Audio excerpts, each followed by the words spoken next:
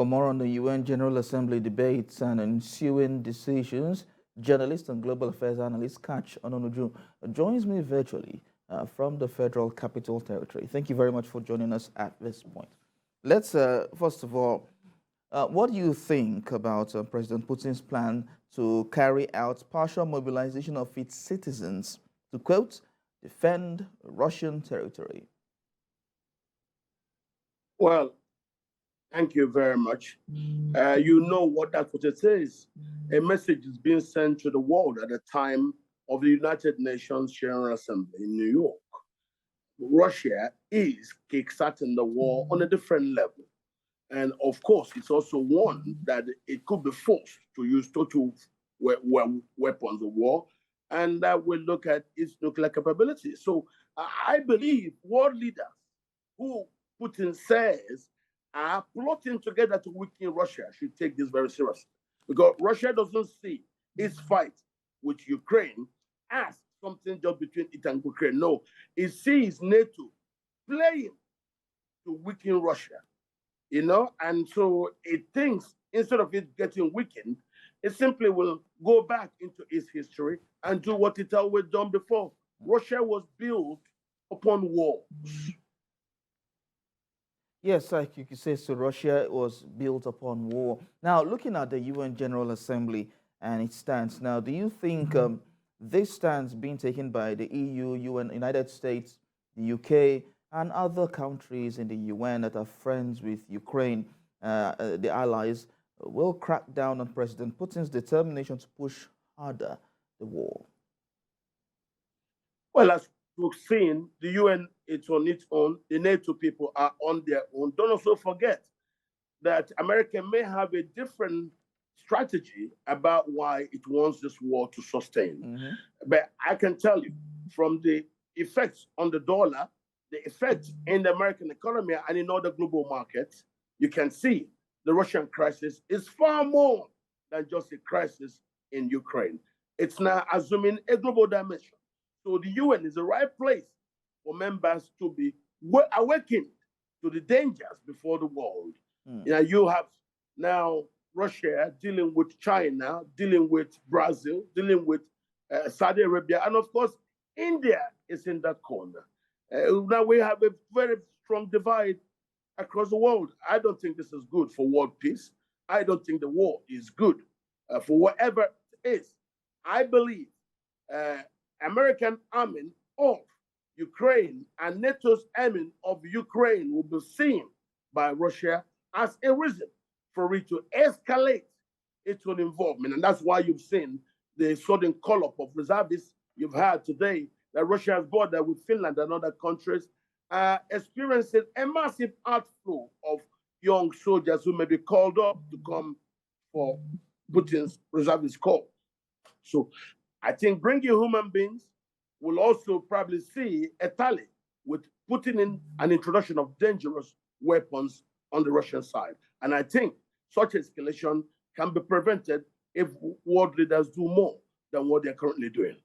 Well, we'll see a situation whereby world leaders are doing their own part in ensuring that Ukraine wins this war.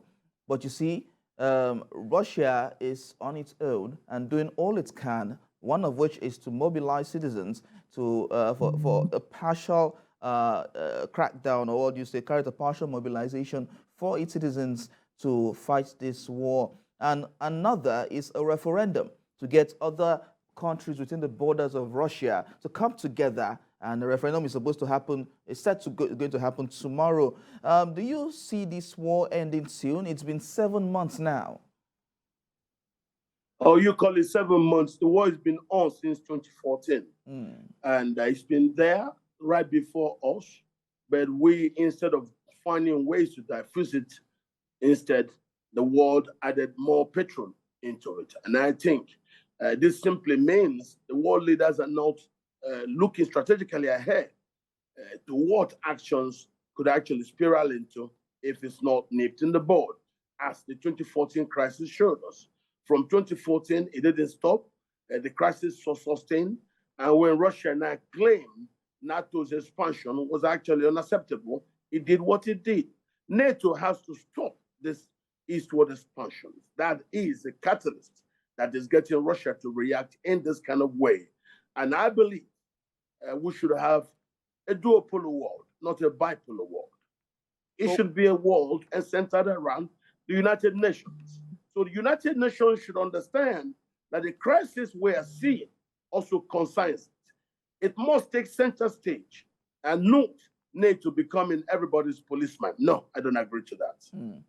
But you talked about NATO. What can they do to end this? Well, NATO is looking for expansion, and I believe such expansion are not proper, and that expansion is what has gotten the Russian reaction. So I believe we should go back to respecting the 200 years old Monroe Doctrine that gets world powers not to meddle very close to the borders of other world powers. If America didn't like the Russian-Cuban crisis, I don't think it should in any way promote NATO's weapons anywhere in Ukraine, right on the Russian border. I believe that is what the UN and other people should look to. Stop that expansion that irks and irritates superpowers into this kind of crisis. Okay, so you talked about weapons now.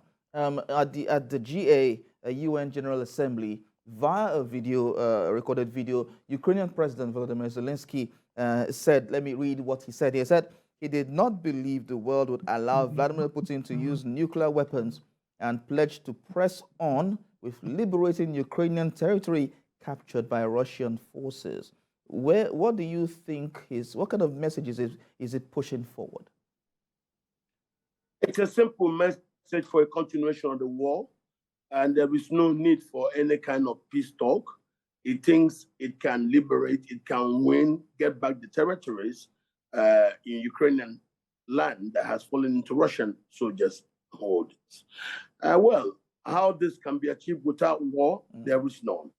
For him to be able to achieve that, he has to continue fighting, and that means a continuation of the war, and which Russia said could now force it into escalating its choice of weapons. So that's actually not very good for Europe continentally. It's also not very good for the world generally.